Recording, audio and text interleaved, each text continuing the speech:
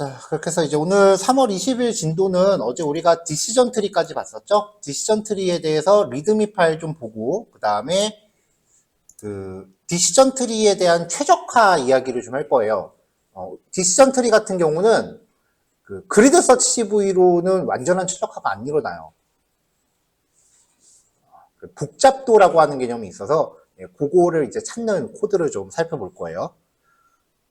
일단은 의사결정 트리 내용부터 봅시다. 의사결정 트리는 쉽게 얘기하면 스무고개 같은 거예요.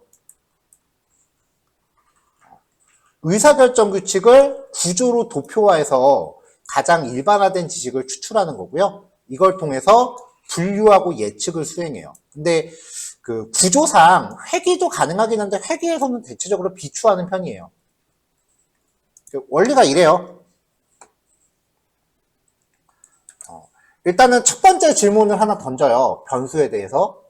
그래서 이 변수에 대해서 이제 판가름을 할 기준을 잡습니다. 그래서 거기에 대해서 네, 아니오를 이렇게 나누고요. 여기서 지금 알고자 하는 게 눈이 올 것이다. 아니면은 안 올 것이다.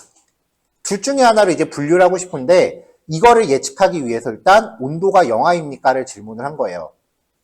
그래서 네, 면은 온도가 영하니까 눈이 올 것이다 라고 예측을 하는 거고요.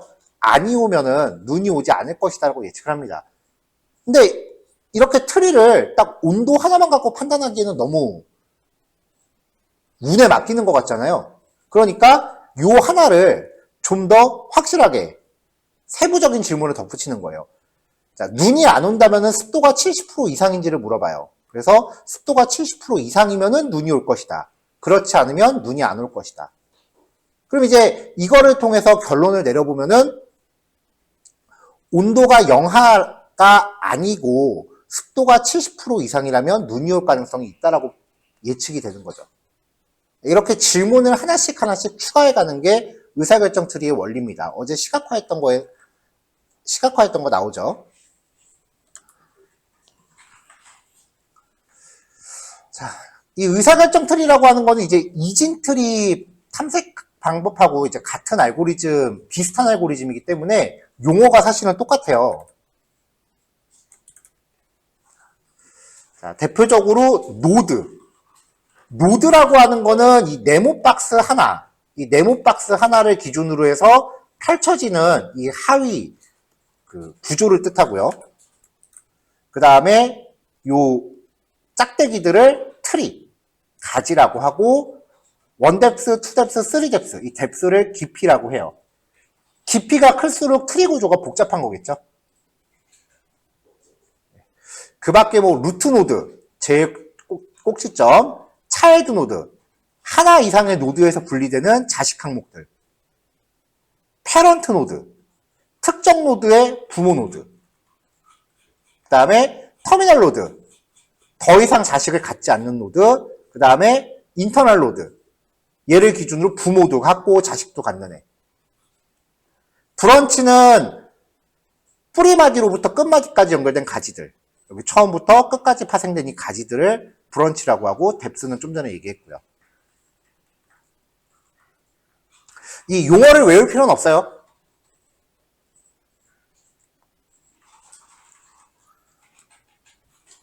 자, 의사결정 트리의 특징은요, 분류가 이루어지는 규칙을 이해하기가 쉬워요. 어떤 원리에 어떤 과정으로 분류됐는지 명확하게 보이기 때문에 가장 대표적인 케이스가 어떤 질병에 대한 양성과 음성을 분류할 때 많이 사용을 해요. 그래서 만약에 이 환자가 질병에 걸렸다라고 분류가 됐다면 혹은 예측이 됐다면 질병에 걸린 원인을 찾을 수 있다는 거죠. 뭐 회귀도 가능하고 어떤 변수가 상대적으로 더 중요한지 확인할 수 있기 때문에 원인을 찾을 수 있다는 거고요. 그래서 비교적 빠른 의사결정이 가능하다. 병원이면은 당장 급하게 우선순위로 치료해야 되는 게 뭔지를 이제 정할 수 있다는 거죠. 단점은 회계에서는 예측력이 되게 떨어져서 비추한다는 거고요. 그리고 트리가 복잡할수록 예측력이 저하되고 해석이 좀 어려워요. 그 다음에 트리가 당연히 깊어지면은 계산량이 많아지니까 처리 속도가 점점 느려지고요. 약간 그리고 대체적으로 안정성이 좀 떨어져요. 데이터가 조금만 바뀌어도 결과가 휙 바뀌어요. 자, 의사결정 트리가 진행되는 절차입니다. 처리 과정인데요. 일단은 데이터를 대충 이제 반 정도 쪼갤 수 있는 질문 하나를 던져서 이렇게 나눠요. 그래서 어떤 질문에 의해서 데이터가 이렇게 두 그룹으로 나눠지는 거죠.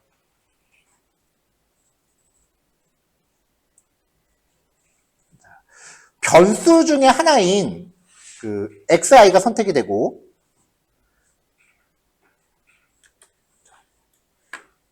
잠깐만 여기 기호가 좀 잘못됐다.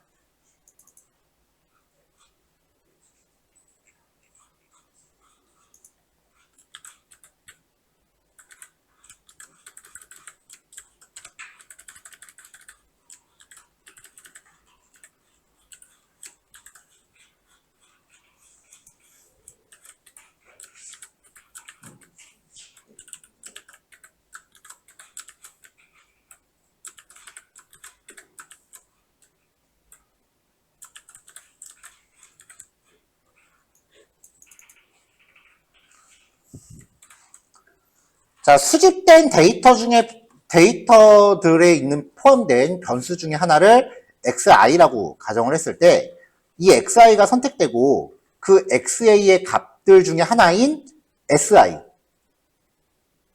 이걸 기준으로 해서 p차원의 공간을 두 개 부분으로 나누도록 선정을 하는 거예요. 그러니까 p차원의 공간이라는 말은 빼셔도 돼요. 어떤 그 값을 기준으로 해서 두 부분으로 나눌 수 있다.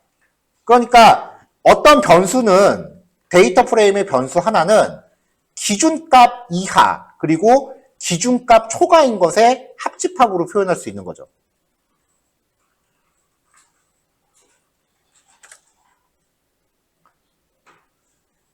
자, 그걸 기준으로 해서 트리가 이렇게 두 개 분할로 나눠졌다면 그 두 부분에 대해서 각각 또 질문을 던져요. 그래서 그걸 통해서 이렇게 나누는 거죠. 이렇게 해서 원하는 순수도에 도달할 때까지 반복 수행합니다. 순수도라는 게 뭐냐면은, 얘가 지금 순수한 거예요. 한 네모 박스 안에 한 종류만 들어있는 거. 얘는 굉장히 불순한 거죠. 이렇게 해서 내가 원하는 순수도가 될 때까지 계속해서 이걸 반으로 쪼개가는 거예요. 이렇게 쪼개고 이렇게 쪼개고 쪼개가면서 계속 찾는 거예요. 자, 이렇게 가지치기를 하는 과정을 지나치게 많이 하면은 오버피팅이 발생할 가능성이 커요. 그래서 이렇게 발생을 하면은 아무리 정확도가 높아도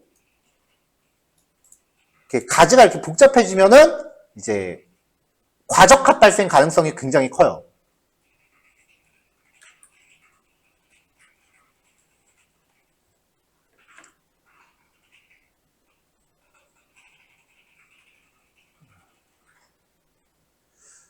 자, 이런 식으로 이제 의사결정 트리를 분리하는 과정이 기본적으로 이제 반복적 분할이라고 해요. 원하는 수준이 될 때까지 계속 차원 공간을 반복적으로 분할하는 거죠. 근데 이렇게 계속 분할하다 보면은 아까처럼 이렇게 트리가 굉장히 복잡해지고 과적합 발생할 가능성이 크니까 평가용 데이터를 써서 가지치기라는 걸 수행을 해요. 이런 애는 좀 없어도 될 것 같은데 이런 애들을 잘라내는 거예요. 그래서 트리를 단순화하는 거예요. 오늘 우리가 처음에 지금 살펴볼 코드가 지금 이거예요.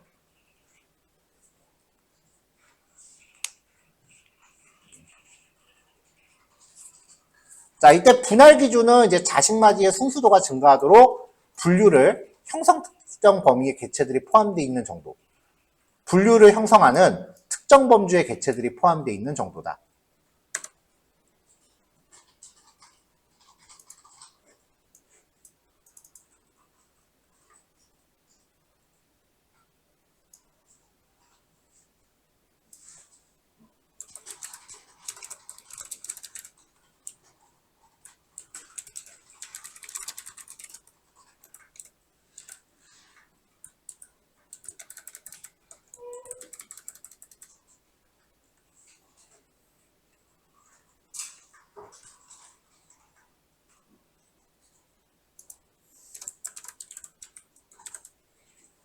자, 여기 표에서는 여기 문장을 나눠야 될 것 같아서 줄바꿈을 했고요. 자, 이렇게 해서 이제 순수한 데이터의 비율이 높을수록 완벽한 트리가 돼요. 하늘색하고 초록색하고 이렇게 섞여 있는 데이터였는데 이거를 쪼갰더니 한쪽에는 20대 50으로 들어가 있고 한쪽에 10대 20으로 돼 있어요. 이거는 불순도가 높다라고 표현을 하는 거고, 딱 맞게 해서 서로 다른 색깔별로 이렇게 딱 분리가 됐다. 이러면 이제 완전한 분할이라고 하는 거죠. 이때 이 분할되는 기준에서 쓰이는 알고리즘이 진위 지수하고 엔트로피 지수라는 게 있어요.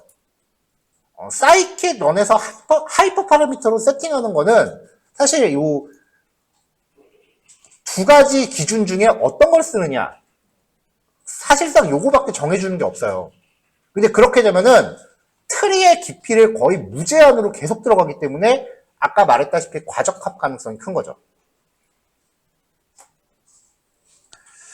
자, 진위지수는 이제 진위지수를 감소시켜주는 예측 변수와 그때의 최적 분리에 의해서 자식마디를 선택하고요.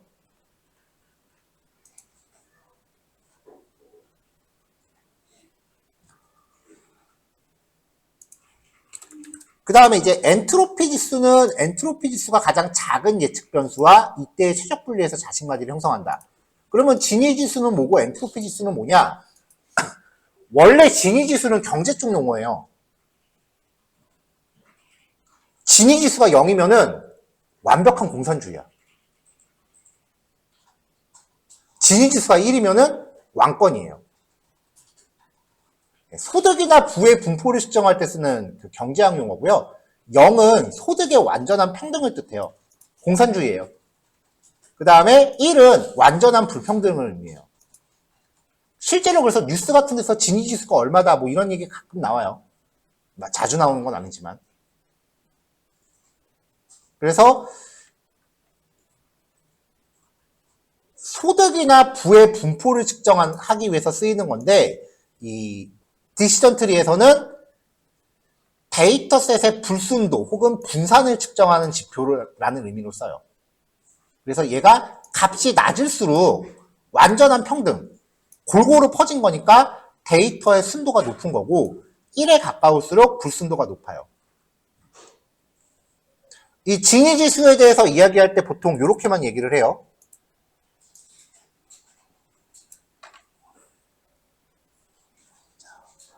자, i번째 노드의 진위지수는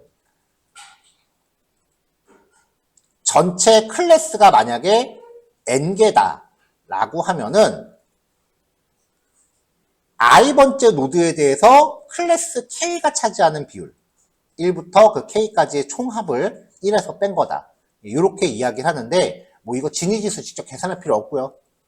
뭐 어제 얘기한 거 보니까 뭐 시험에서 이거 계산하는 문제 나온다고 하는데 시험 안 보시는 분들은 그냥 넘어가세요. 근데 얘가 첫 번째 노드에 대해서만 한정판이에요. 이 공식이.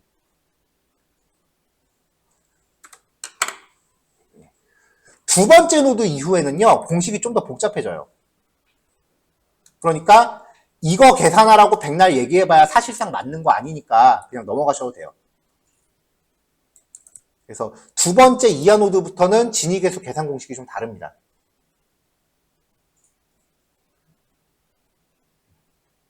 수학적인 부분은 넘어갑시다. 뭐 이거 한번 계산해보고 싶으신 분들 제가 말리진 않을게요.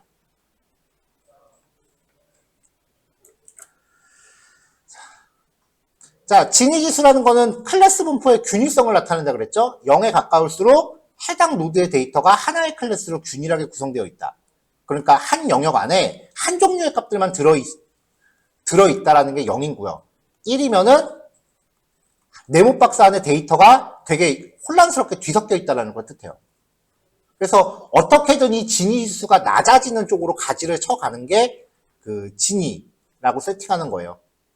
그래서 데이터셋을 분할하는 기준값이 된다. 그래서 각 가능한 분할에 대해서 진위지수 계산, 그리고 감소량이 가장 큰 분할을 선택해서 데이터세트를 분할한다. 우리는 이거 어제 썼던 기본 코드에서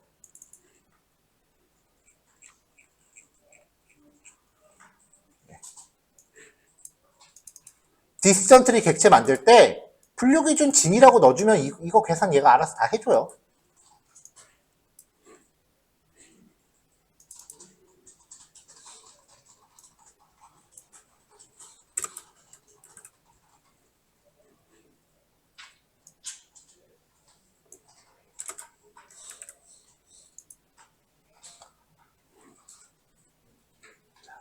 자, 그래서 이제 이렇게 진위계수를 사용해서 가지를 쪼개는 과정을 가능한 한 순수한 자식 노드로 나눌 때까지 계속해서 반복한다라는 거예요. 자, 그 밖에 이제 엔트로피 지수는요, 이제 엔트로피 지수는 이제 정보 이론에서 유래한 건데요. 데이터 세트 안에 불확실성 혹은 혼잡도를 수치화한 값이래요. 그래서 특정 데이터 세트 T의 엔트로피는 i가 1부터 n은 전체 클래스 총 개수.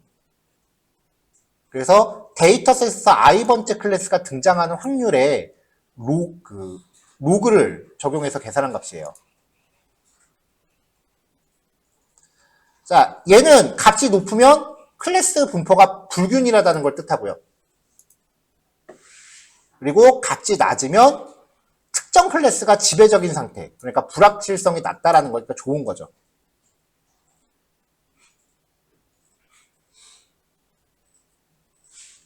그래서 얘도 마찬가지로 그 가지를 쪼개가면서 이 엔트로피를 계산해서 정보 이득. 그러니까 어떤 데이터가 더 잘 분리가 어떻게 값을 줘야 어떻게 잘 분리가 되느냐. 그거에 대해서 큰 분할을 선택을 한다. 이것도 계속 반복해서 한다. 그런 뜻이에요. 근데 뭐 진위 지수가 좀 더 범용적으로 많이 쓰이긴 하는데 어차피 요거에 대한 계산은 머신러닝이 해줘요. 그 밖에 이제 어제 중요한 게 민 샘플스 스플릿과 민 샘플스 리프라고 했는데 기본값이 2라고 하는 거는 한 공간 안에 데이터가 최소 2개가 들어있으면 어떻게든 이걸 반으로 쪼갤 수 있다는 걸 뜻하는 거니까 값을 더 늘릴 필요도 없어요. 이거는 사실. 얘도 마찬가지고요.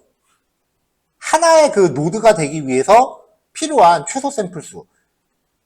최종 노드의 데이터가 한 개만 있어도 된다는 건데 만약에 이걸 2라고 하면 얘는 더 이상 안 쪼개지겠죠.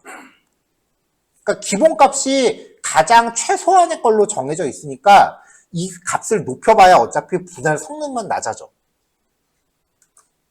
그러니까 이 값은 따로 설정할 필요 없고 뎁스도 마찬가지예요.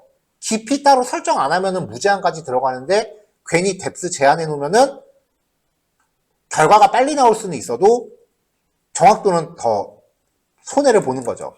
어제 예제는 그냥 실행 속도 때문에 제가 3이라고 제한해 놓긴 했지만. 그러니까 사실상 지금 여기서 요 노드 분할 기준값 요거를 제외하고는 딱히 설정할 값이 없는데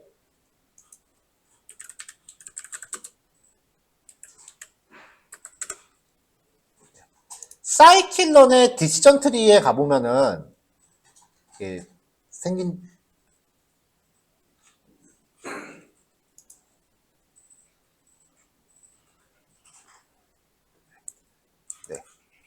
지 비교적 최신 건데 0.2라고 하는 게 사이클론 전체 버전이 아니고 얘 0.2예요. 자, CPP 알파라는 게 있어요. 이게 트리의 복잡도예요. 네. 최소 비용 복잡도.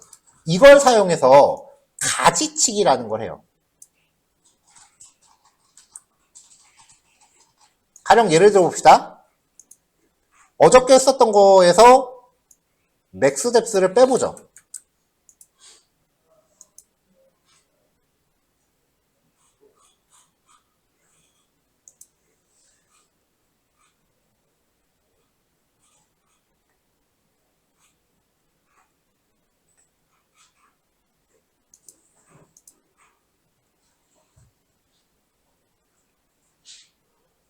아, 미안해요. 내가 어제 이거 안 깔았구나, 나는. 난 어제 노트북에서 했지. 잠깐만, 요거 좀 깔고 진행할게요. 자, 이제 필요한 패키지를 이제 설치를 했고요. 어제 우리가 했었던 당뇨병 데이터셋을 그 맥스 뎁스를 설정 안 하고 어디 니 할 때까지 해봐라 라고 해서 한번 트리를 봤어요. 그러면 거의 알아보기 힘들 정도로 복잡해져요. 예측은 가능하겠지만 이 사람이 도대체 당뇨병에 왜 그 양성이 나왔는지 따라가라 그러면 쉽지가 않은 거죠.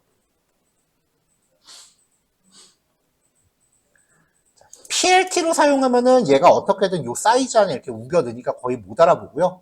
그 다음에 그래비즈를 사용하면은 이거 애플 고직으로 해놨네.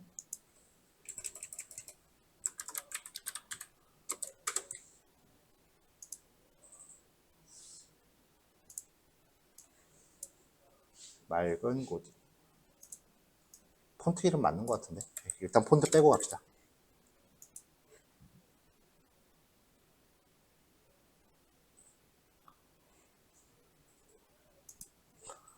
자, 인코딩 문제랑 폰트 이 부분 좀 잡았고요.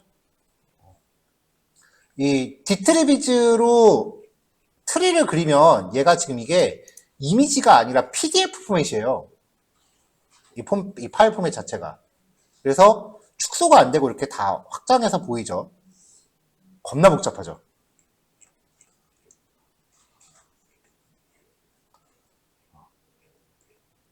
그래서 지금 트리 출력하는 것 때문에 실행이 오래 걸리고요. 분석은 진작에 끝났는데. 그래서 여기에 대한 이야기를 좀 할 거예요. 자, 지금 요거는 이제 어제 실습 코드니까 다시 맥스 뎁스를 3으로 제한을 해서 다시 실행시키겠습니다.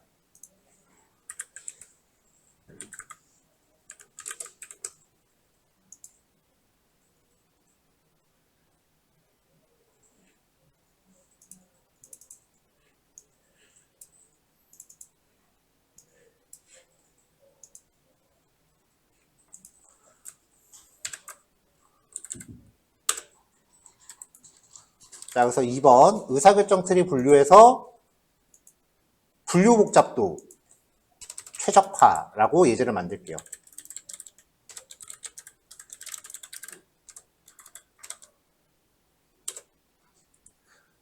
자, 지금 이거는 이제 정확도를 높이자는 게 아니고요. 그 같은 정확도 안에서 가장 심플한 트리를 찾자는 거예요.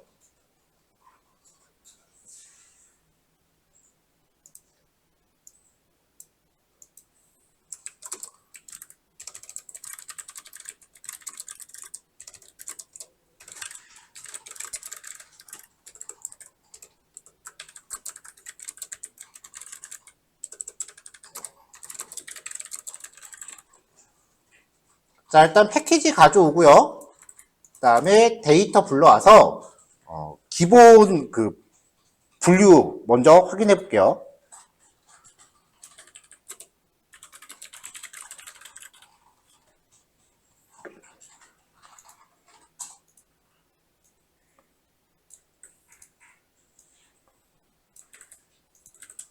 자, 데이터 가져오고 그 다음에 전 처리를 할 건데 여기선요 그 일부러 정확도를 조금 떨구려고 정확도를 조금 낮게 하려고. 왜냐면 이제 어저께 우리가 한 거는 이제 할 수 있는 한 최대한의 정확도를 뽑아놓은 거라서 트리가 좀 많이 단순해지질 않아요. 그래서 결과를 좀 그래도 비교를 하기 위해서 일부러 정확도를 조금 낮게끔 유도를 할 거예요. 그래서 스케일링 안 할 거고요. 스케일링 없이 그 다음에 7:3 비율로 데이터를 분할할 거예요. 그러니까 기본적으로 지금 우리가 8:2로 나누고 있는데 그렇게 하면은 이제 훈련 정확도는 올라가죠. 검증 정확도는 크게 그렇게 티가 안 나니까 정확도의 차이를 좀 훈련 정확도와 검증 정확도의 차이를 좀 놓기 위해서 비율을 일부러 조금 더 올렸어요. 이렇게.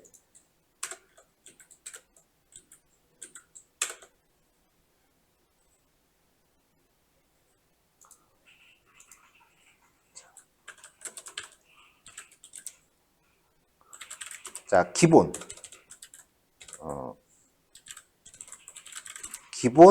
그 분류 모형. 어제 우리가 만들어 놨으니까 이제 디시전 트리 클래시피케이션을 사용을 했고요. 그 다음에 지금 여기서 러닝 커브라든지 히스토그램, ROC 커브 이런 건 지금 의미가 없으니까 다 꺼버릴게요. 왜냐면은 이 예제 출력량이 되게 많아요. 트리를 거의 한 10몇 개를 출력해야 되기 때문에 좀 불필요한 것들은 다 끄고 들어갈게요. 아, 위에 거 실행 안 했다.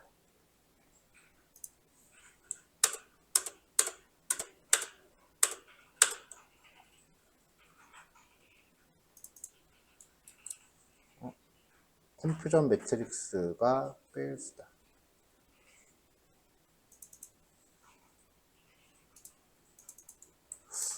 요 파라미터가 없었나? 잠깐만요.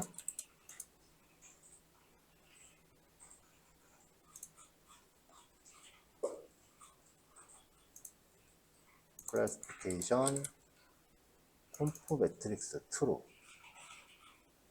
있는데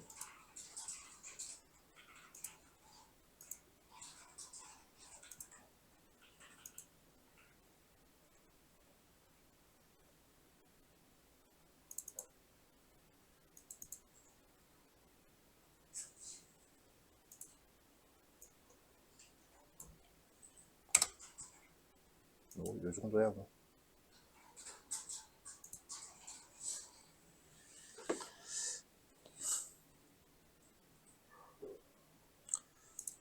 자, 이렇게 해서 지금 기본적으로 돌렸고요.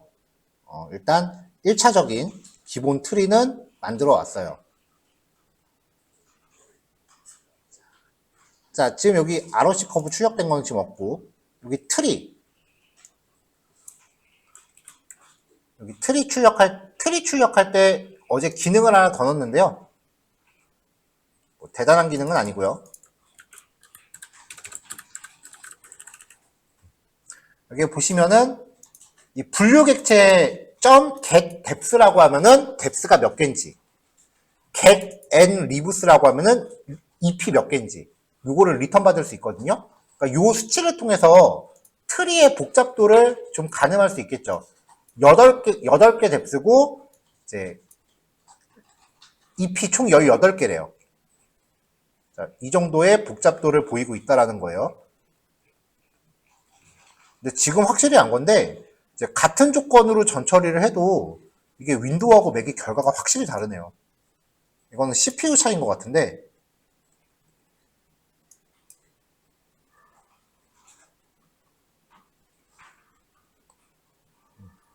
결과가 좀 미세하게 좀 차이가 나요. 자, 일단 이렇게 해서 이제 기본까지 재현해 놓고 조금 쉬었다가 이어서 분류 복잡도라는 수치값에 대해서 소개를 할게요. 코드는 여기서 한번 올리겠습니다. 자, 여기까지 코드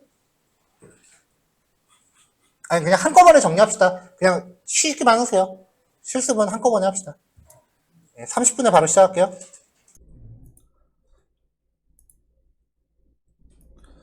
자, 지금 우리가 이제 모듈을 통해서 만들어 놓은 것 자체가 지금 할 수 있는 범위 안에서는 그리드 서치 CV를 적용을 해서 이제 최적의 결과를 만들어 내려고 한 거예요.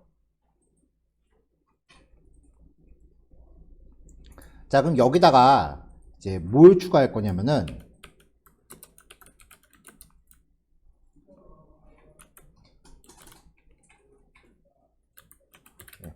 가지치기라는 뜻이에요. 네, 가지치기라는 걸 할 건데 디트리 객체 분류기 객체의 가지치기 관련 메서드가 있어요.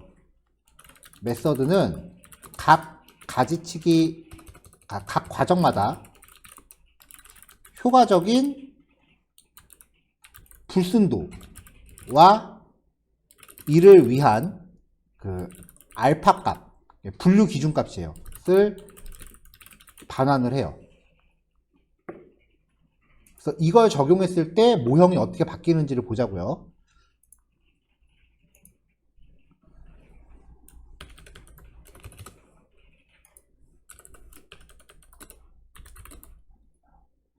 자, 알파 값과 불순도 구하기입니다. 자, 객체는 그냥 기본값으로 만들게요. 자, 객체를 이렇게 만들고요. 이 객체를 통해서 훈련 데이터를 주입을 해서 이제 조금 전에 말한 가지치기 메서드를 호출을 해요.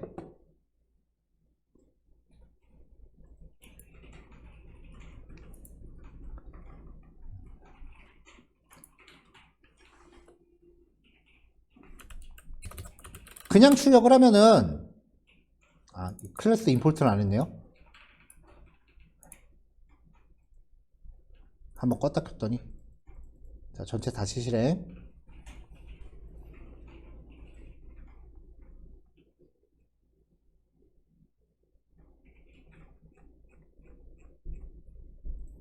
자, 이렇게 나오거든요.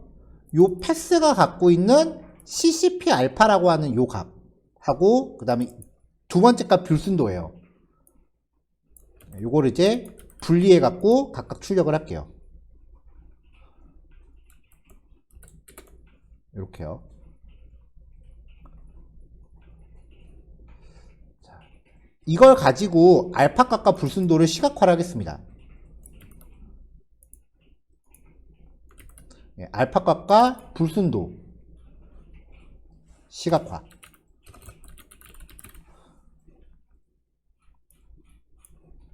자, 0번째는 값이 0이잖아요. 루트 노드는 필요가 없겠죠? 그리고 맨 마지막 루트 노드는 뺀다고 치더라도 맨 마지막 거를 포함해서 시각화를 해보면 전체를 다 시각화를 하면은 이제 마지막 항목이 요게 되게 간격이 커요. 마지막 거는 의미가 없어요. 왜냐면 이게 거의 그 첫 번째 노드에 해당하기 때문에. 그래서 마지막 거 하나를 빼고 진행을 해요.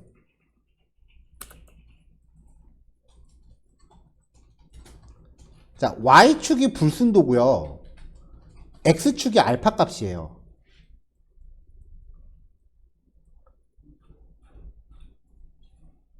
자, 보면은 알파 값이 커질수록 불순도가 점점점 높아진다는 걸 알 수 있죠. 알파 값이 커질수록 불순도가 높아지는 경향이 있어요. 그러므로 최적의 정확도와 가장 낮은 알파 값을 동시에 충족하는 모형을 찾아야 돼요.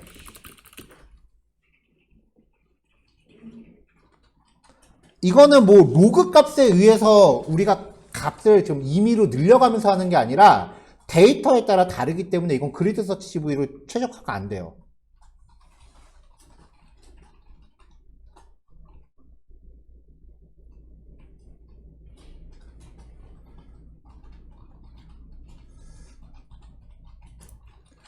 자, 그러면 여기 알파 값들이 쭉 이렇게 도출이 됐잖아요.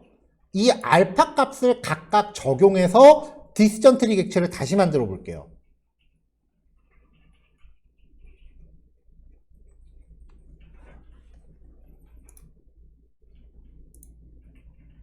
얘가 2번이었고요. 3번. 알파 값을 적용한 디트리 객체 생성. 객체를 생성 후 지금 하는 게 이제 트리의 복잡도를 보려는 거니까 노드의 수를 확인해 볼 거예요. 노드 수가 적을수록 복잡도가 낮은 거겠죠? 근데 알파 값이 0인 상태에서는 불순도도 0. 요거 0번째 거는 의미가 없으니까 0번째 거도 뺄 거고요. 그 다음에 아까 맨 마지막 것도 뺐으니까 그래프 자체는 이제 알파 값을 0번째 거 제외하고 맨 마지막 거 제외하고 의미 없는 양 끝의 값을 제외하고 이제 알파 값 목록을 생성을 해요. 그래서 이걸 가지고 반복 돌면서 디시전 트리 클래시피파이어 만들면서 CPP 알파라고 하는 하이퍼 파라미터에다가 이 값을 하나씩 대입을 합니다. 그리고 학습을 시키고요. 학습기 객체를 리스트에 담을게요. 자, 이 객체를 가지고 반복을 돌면서 노드 카운트를 출력을 해보면은 알파 값에 따라서 노드의 개수가 어떻게 달라지는지 나오죠. 보시다시피 노드 수가 점점점 줄어요. 트리가, 알파 값을 세팅하면은 트리가 점점점 단순해져요. 근데 노드가 3개밖에 없다라고 하면은 정확도 당연히 떨어지겠죠. 그러니까 여기에서 적당한 수치를 찾아야 되는 거야. 자, 학습기 객체는 지금 여기 리스트에다 놨으니까 이 학습기에 대해서 결과를 좀 확인해 보죠. 분류기 객체를 리스트에 담은 거예요. 그리고 이거는 각 분류기에 따른 트리의 노드 수 확인을 한 거고요.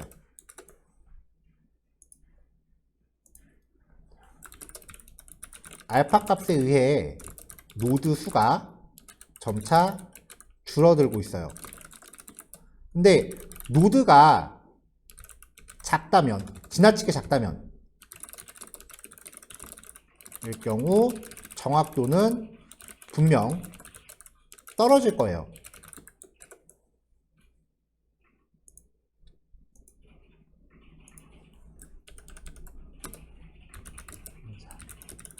알파 값에 따른 성능평가 지표 확인을 해보자고요. 함수 만들어 놨으니까 이 에스티메이터 객체로 반복 돌면서 분류기 객체에 트리 언더바 점 노드 카운트, 노드 개수고요. 그 다음에 그에 따른 알파 값 확인입니다. 그리고 선을 하나 찍 그리고요. 결과를 출력했어요. 불필요한 결과값은 지금 필요가 없는 것 같고요. 그러면 여기서 지금 트리만 계속 나오겠죠? 그리고 출력 개수가 되게 많을 거예요, 지금. 그래서 중간에 공백을 좀 여유 있게 둬서 결과를 좀 스크롤을 가면서 볼 수 있게끔. 여기서 출력 결과가 굉장히 많을 거예요.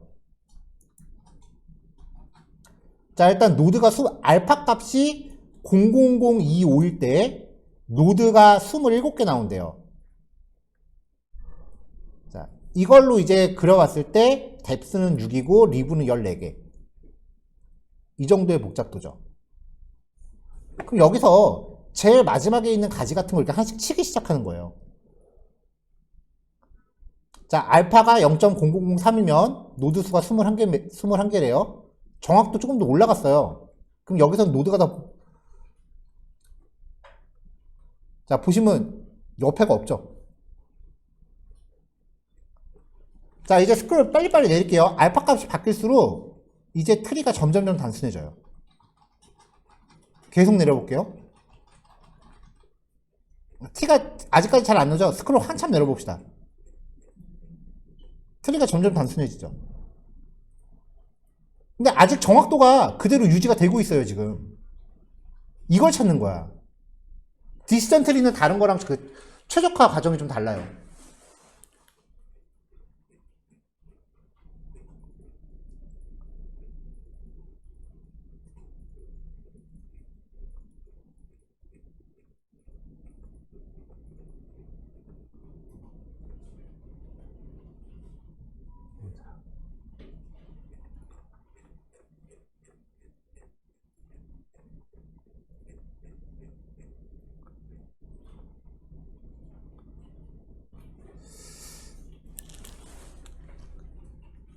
자, 그러면 알파 값에 따른 정확도를 비교해 봅시다. 여기는 알파 값에 따른 성능평가 지표라고 했는데 의사결정 트리 비교한 거고, 여기서 넘버가 4번이네요.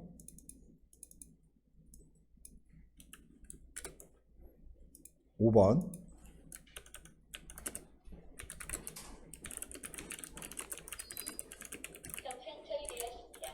네, 알파 값에 따른 성능 변화예요. 트레인 스코어와 테스트 스코어를 리스트로 준비한 다음에 이 분류기 리스트를 반복 돌면서 스코어 값을 훈련 스코어와 그 다음에 검증 스코어를 각각 담았어요. 그래서 그래프 만들면서 X축에는 알파 값에 따른 트레인 스코어, 또 선 하나 또 그래요. 알파 값에 따른 검증 스코어를 각각 선 그래프로 그렸습니다. 자, 이렇게 나와요. 우리가 봐야 되는 거는 주로 테스트겠죠. 알파 값이 커질수록 트리는 점점 단순해져요. 알파 값이 작을수록 트리는 점점 복잡해져요. 여기서 정확도가 가장 높은 건 여기죠. 여기 두 개. 그럼 대충 봤을 때 알파 값이 한 0.3하고 대략 0.003하고 0.005 요 두 가지가 성능이 같은데 같은 성능이면은 알파 값 큰 거를 골라야 된다는 거예요. 그래야 트리가 더 단순해지거든.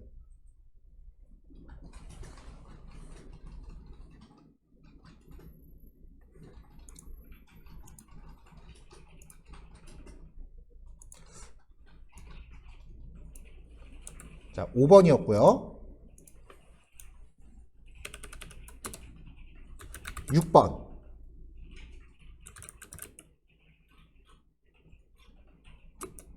검증 데이터에 대한 스코어에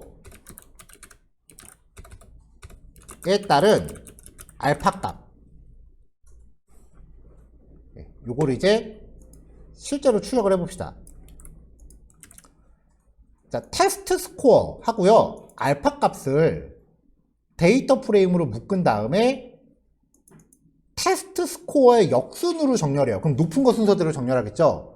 거기서 같은 스코어가 있다면 알파 값에 대해서 이제 작은 순으로 정렬을 해요. 이렇게.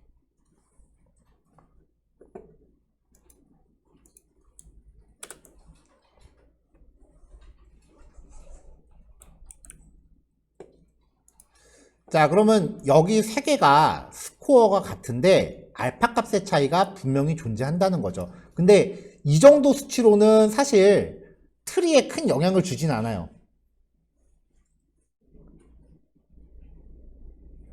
그럼 요 데이터 프레임에서 요 항목이 가장 최적의 결과라는 거죠. 자, df.reset index in place true. true.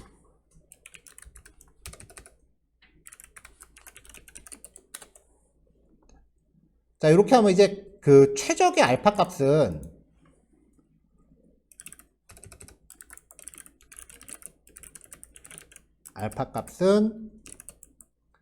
df의 알파의 인덱스가 0인 데이터인 거겠죠. 요거요.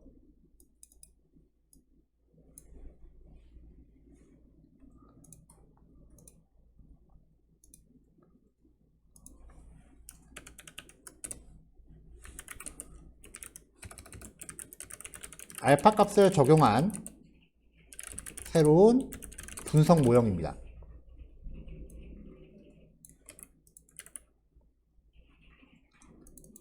자, 만들면서 이제 진위계수로 구하도록 했고요. 랜덤 스테이트는 아까랑 똑같이 맞췄고요. 그 다음에 알파 값, 최적의 알파 값을 적용을 했어요. 이렇게 해서 결과를 다시 비교해 보자고요.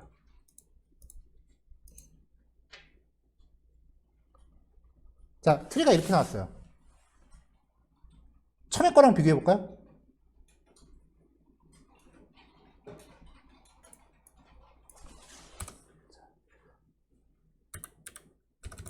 my classification result final estimate.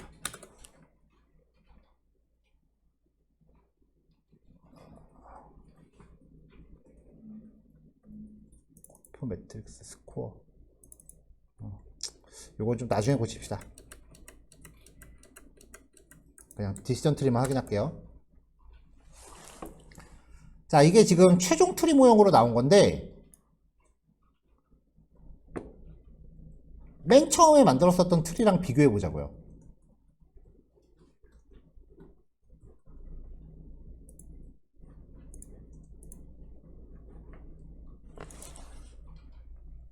자, 이게 맨 처음 만들었었던 트리예요. 그리고 분류복잡도에 의해서 최적화를 거친 트리예요.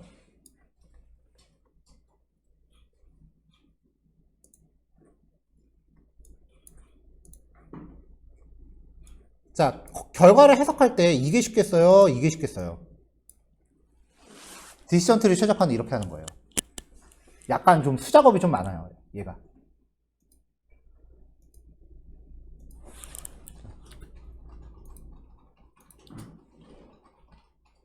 헬퍼는 바꾼 게 없네.